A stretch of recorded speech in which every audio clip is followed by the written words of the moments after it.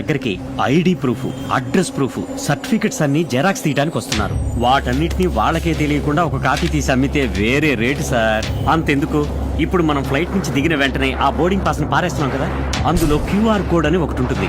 ఆ కోడ్ ని స్కాన్ చేస్తే మన పాస్పోర్ట్ డీటెయిల్స్, కాంటాక్ట్ డీటెయిల్స్, ఏ క్రెడిట్ కార్డును ఉపయోగించి ఈ టికెట్ కొన్నామో ఆ బ్యాంక్ డీటెయిల్స్ వరకు మొత్తం జాతకం ఉంటుంది.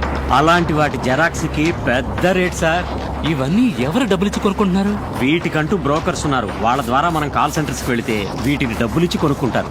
ఇప్పుడు కాల్ సెంటర్స్ నుంచి మనకు కాల్స్, మెసేజెస్ వస్తున్నాయి కదా.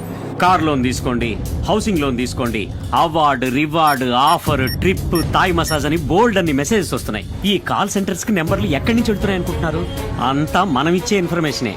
కస్టమర్ ని వెతికే కంపెనీ వాడైనా సరే, ఫ్రాడ్ తనం చేసే కేటుగాళ్ళైనా సరే, అందరూ కాల్ సెంటర్స్ నుంచే ఇన్ఫర్మేషన్ తీసుకుంటున్నారు. ఓ, అయితే వాటిని బట్టే రోజు ఫోన్ చేసి ల్యాండ్ కొంటారా, లోన్ కావాలని అడుగుతున్నారా?